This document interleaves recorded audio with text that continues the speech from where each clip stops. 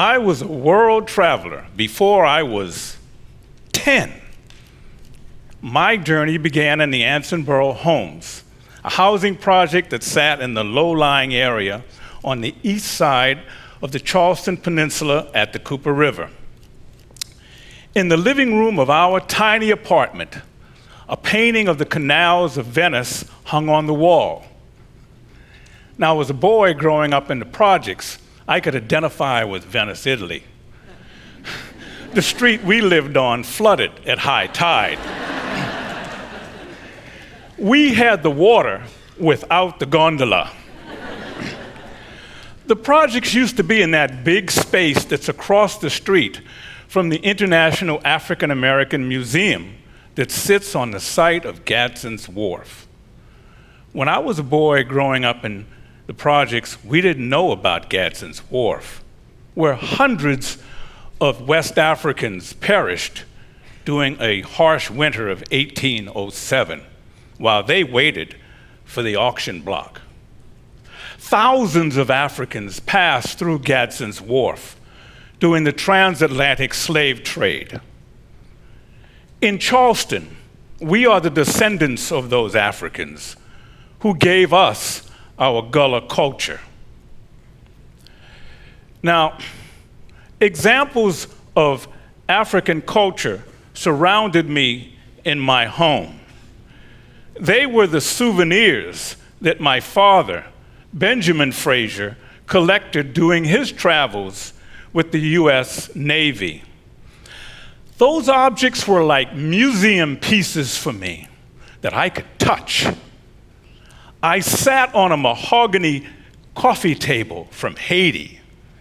I used to beat on a drum from Cuba. And my father placed a fez from North Africa on my head. I sat at my father's feet and I listened to his travel stories. I was nurtured on this notion that the world was waiting for me and he was preparing me for it. But my father didn't join the Navy to travel the world. He joined the Navy to escape a racially segregated Charleston where there were limited opportunities for black people. When Daddy joined the Navy, he wanted to be an electrician. But because of the institutional racism in the armed forces, the Navy made him a cook, and he resented that. And he would often say, "You can't trust Mr. Charlie," which means you can't trust white people. When I was 12 years old, I told my father that I wanted to be a writer. So he bought me a small typewriter, and he told me to write stories and to tell the truth. My chance to leave this country came when I was 14 years old.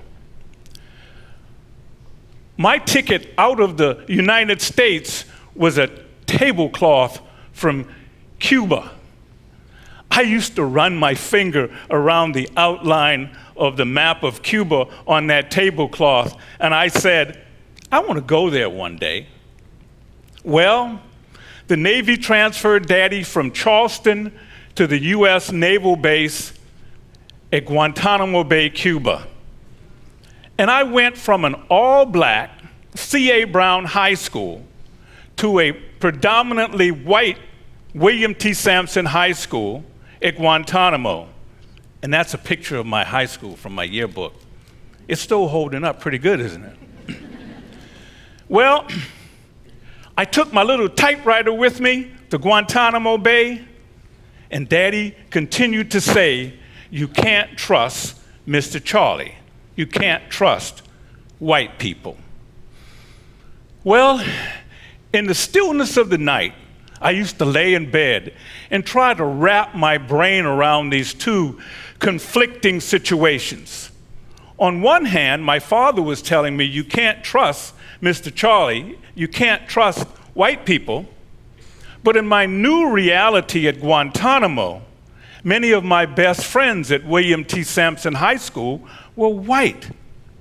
So I decided what I was going to do was to not judge white people by the color of their skin, but I was going to base friendships and relationships on the basis of mutual trust and mutual respect.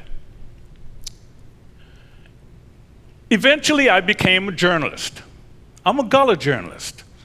I've been to more than 25 countries, but the place that I wanted to see the most was West Africa, where I was surrounded by familiar sights and sounds.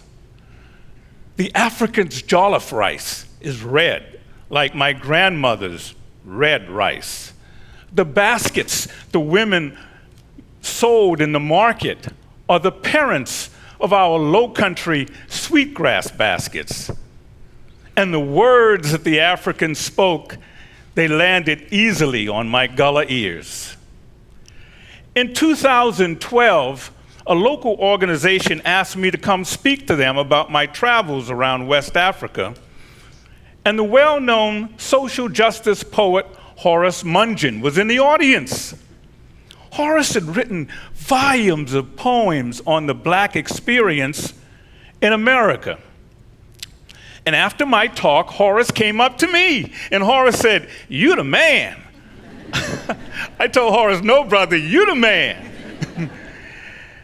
Horace told me that he had written a new series of poems that he called Black History for White People Only. Horace said he believed that if white people in this country knew the truth of the Black experience, they would be more open to meaningful social reforms that would lead to a more equitable society. Well, I said, "Horace, really? I can't believe you are that naive to think that you can trust white people with the truth of what it means to be Black in America." Well, I was sounding like my father, wasn't I? But nevertheless, Horace was persistent. Horace invited me to join him and 3 other writers for a poetry lecture series at McLeod Plantation. And he wanted to call that event Black History for White People Only. But ironically, McLeod, a former plantation, thought that that title would be too harsh on white ears, so they asked Horace to tone it down a little, can you? And he did that. And he came back with Ukweli, Searching for Healing Truth. Horace said Ukweli is the Swahili word for truth. And since my father told me to always tell the truth, I accepted Horace's idea that the truth can be transformational. And I agreed to join him and the other writers at the event at McLeod. My decision to do that led to something even larger. It led to a book. Horace and I marshaled the talents of writers and poets who share their thoughts on the legacy of slavery and racism in America. But unfortunately, Horace did not live long enough to hold a copy of the book Ukweli, Searching for Healing Truth, before it was released in early 2022. His last words to me were, "Take care of our baby." And that's what I've done with the help of some of the Ukweli contributors as we've talked about the important topics in the book, including a very poignant essay written by a dear friend of mine who revealed that when he was growing up, he was a racist. But he had a transformation when he had an encounter with the truth, when he saw firsthand the poor living conditions for Black families in the Charleston area. The truth. I believe today that America is at a similar crossroads with the truth. This year, this country could go back to that era when racial hatred caused my father to say, "You can't trust Mr. Charlie." Or we could move forward along the path of Horace's vision of using the truth to break through the barriers that divide us. But the truth requires knowledge, and knowledge comes from new experiences of going to places where you've never been before, and to also stepping back from the media silos that spew misinformation. So begin your journey by leaving your community to meet people who don't look like you or have the same privileges that you enjoy. If you do that, you will find that there are universal truths and values that we all share. So in the stillness of the night, as you lay in bed, decide how you are going to join this movement towards racial healing. If you boldly step out of your comfort zone, you too will find your Ukweli. Thank you.